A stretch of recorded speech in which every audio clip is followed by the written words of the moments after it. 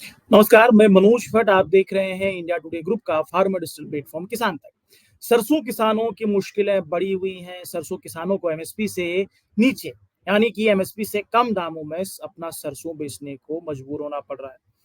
ये कहानी कोई नई नहीं है। अमूमन पिछले कई सालों से सरसों किसानों की मुश्किलें इसी तरह से बढ़ी हुई हैं। उसमें मुख्य तौर पर पाम ऑयल यानी कि सस्ता इंपोर्टेड पाम ऑयल सरसों किसानों की मुश्किलें बढ़ाता है। अक्सर विदेशों से सस्ता इंपोर्ट होने वाला पाम ऑयल बाजार को अस्थिर कर देता है।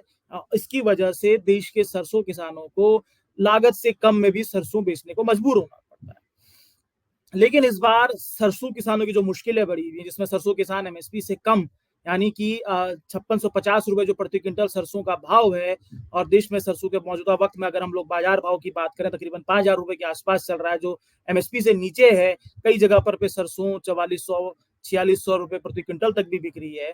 ऐसे में अगर हम लोग समझें तो मौजूदा वक्त में सरसों किसानों की जो बदहाली है, इसकी मुख्य वजह पाम ऑयल नहीं है। इस बार सरसों किसानों की मुश्किलें पाम ऑयल ने नहीं बल्कि सूरजमुखी ने बढ़ाई हुई है। पहले तक विदेश भारत तकरीबन अपना उसमें से भी 50% पाम ऑयल की मात्रा होती थी, जिसमें इंडोनेशिया और मलेशिया से भारत सस्ता पाम ऑयल इंपोर्ट करता था। ऐसे में सस्ता पाम ऑयल इंपोर्ट होने की वजह से देश में सरसों को ही वाजिब दाम नहीं मिलता था। बेशक सरसों एडिबल ऑयल खाद्य तेलों के मामले में भारत में भारत विदेशों से आयातित यानी इंपोर्टेड होने वाले खाद्य तेल पर निर्भर है। लेकिन सस्ता पाम ऑयल भारत में भारत में सरसों की जो लागत है उससे भी सस्ते में जब पाम ऑयल आता था, ऐसे में सरसों किसानों को एमएसपी निकालने में भी मुश्किलें होती थी। लेकिन इस बार सरसों देश के सरसों किसानों की मुश्किलें, या कहूं कि देश में जो सरसों को एमएसपी नहीं मिल रहा है, उसके पीछे का मुख्य विलन पाम ऑयल नहीं है बल्कि सूरजमुखी। अगर हम लोग आंकड़ों की बात करें तो इस बार सूरजमुखी ने सरसों का कह सकते हैं कि सरसों का तेल निकाला हुआ है, यानी कि सरसों किसानों की मुश्किलें बढ़ाई हुई है। अगर हम लोग बात करें उसके पीछे की वजह क्या है, इस बार सरसों यानी कि पाम ऑयल की जगह पर पे अधिक मात्रा में सूरजमुखी इंपोर्ट हो रहा है। अगर हम लोग बात करें मार्च में ही तकरीबन 50% अधिक सूरजमुखी तेल जो है, यानी कि सूरजमुखी का तेल है, वो इंपोर्ट हुआ है, विदेशों से आया है, जो अपने आप में एक रिकॉर्ड स्तर पर है। जबकि पाम ऑयल के इंपोर्ट में तकरीबन 2.5% की गिरावट दर्ज की गई है। हमने पहले भी एक बार बताया था, हमने पहले भी एक बार वीडियो बनाया था, जब सरकार ने पाम ऑयल एडिबल ऑयल में जो इंपोर्ट ड्यूटी में जो कटौती का फैसला लिया था, जिसे 2025 तक बढ़ा दिया था। उसके बाद जब हमने जानकारी दी बताया था कि अल नीनो की वजह से इस बार पाम ऑयल का उत्पादन कम हो सकता है, ऐसे सरसों किसानों की मुश्किलें कम हो सकती हैं, देश में सरसों को वाजिब दाम मिल सकता है। इस बात पर सत्यता है, और इस बात पर पाम ऑयल इंटरनेशनल यानी कि इंडोनेशिया और मलेशिया में पाम ऑयल का प्रोडक्शन डिस्टर्ब हुआ है। इसकी वजह से अंतर्राष्ट्रीय स्तर पर पाम ऑयल के रेट ज्यादा हैं। ऐसे में पूरा का पूरा जो जिसे बोलते हैं कि एडिबल ऑयल मार्केट है, वो पाम ऑयल की जगह सूरजमुखी की तरफ शिफ्ट होता हुआ दिखाई दे रहा है।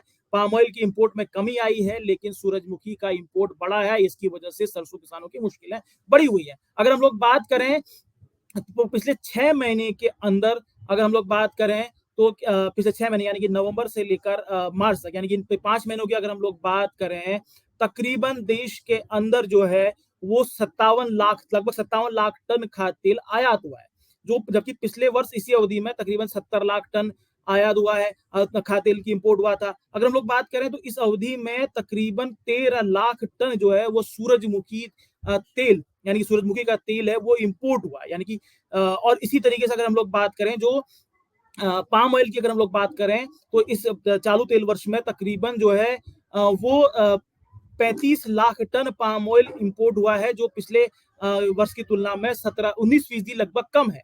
ऐसे में पूरा का पूरा जो मार्केट है वो सूरजमुखी की तरफ शिफ्ट हुआ है, और इसकी वजह से सरसों किसानों की मुश्किलें बढ़ी हुई है। सरसों, अब मैं आपको बताऊंगा, मैंने आपको बताया कि पाम ऑयल किस तरीके से पाम ऑयल का नेटवर्क बिगड़ा हुआ है इंटरनेशनली मार्केट में। अल की वजह से इंडोनेशिया और मलेशिया में पाम ऑयल की फसल खराब हुई है, ऐसे अंदेशा पहले भी था, और उस बात पर उस अंदेशे पर मोहर लगी है। इसकी वजह से अंतर्राष्ट्रीय स्तर पर पाम ऑयल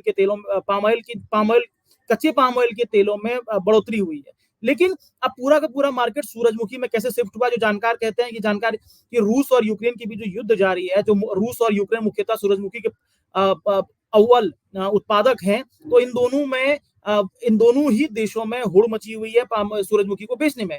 ऐसे में सूरजमुखी की तरफ इंटरनेशनल मार्केट शिफ्ट हो गया है, जिससे देश के सरसों किसानों की मुश्किलें बढ़ी हुई है। आलम यह है कि सरसों किसान लगभग 5,000 रुपए प्रति क्विंटल, जो सबसे अधिकतम भाव चल रहा है इस वक्त मंडियों में भी, तो तकरीबन 5,000 रुपए प्रति क्विंटल सरसों का भाव चल रहा है, जिसमें सरसों किसानों के हिस्से नुकसान आ रहा है, जबकि सरसों की जो एमएसपी है वो तकरीबन जो है वो 5650 है। इसी तरीके से सूरजमुखी, जो भारत के सूरजमुखी के उत्पादक किसान है, उनकी भी मुश्किलें बढ़ी हुई है। तकरीबन उनका जो बाजार भाव, उनकी फसल का बाजार भाव तकरीबन एमएसपी से 50% तक नीचे चल रहा है। ये जो मुश्किलें पैदा हो रही हैं, जाहिर तौर पर भारत सरकार की जो एडिबल ऑयल इंपोर्ट नीति है उसकी वजह से, इसको लेकर लगातार लंबे समय से मांग चल रही है कि भारत सरकार अपनी एडिबल इंपोर्ट नीति पर संशोधन करे, जिससे देश के किसानों को राहत मिल सके। अभी तक हमने देखा था कि पाम ऑयल सरसों किसानों की मुश्किलें बढ़ाता था। बेशक इस बार पूरा का पूरा शिफ्ट जो है वो सूरजमुखी की तरह हुआ है, लेकिन पाम ऑयल अभी तक विलन की भूमिका में है, इसको नकारा नहीं जा सकता है। बेशक सूरजमुखी कब तक सस्ता सूरजमुखी देश में इंपोर्ट होगा, ये देखने की आवश्यकता है। लेकिन पाम ऑयल का जो इंटरनेशनली सस्ता मार्केट है, इस बार तो फसल खराब हुई है, वो सरसों किसानों की मुश्किलें बढ़ेगा। तो ऐसे में जाहिर है कि भारत सरकार अपनी जो एडिबल ऑयल इंपोर्ट पॉलिसी है उस पर संशोधन करे, उसमें किसानों के हितों को ध्यान रखते हुए उसमें नियम बनाए जाएं, जिससे देश के किसानों को उनकी फसलों का वाजिब दाम मिल सके। ये हमारी थोड़ी सी कोशिश थी। आपको ये हमारी कोशिश कैसी लगी जरूर बताइएगा। इसी के साथ इजाजत दीजिए, आप सबसे फिर मुलाकात होगी।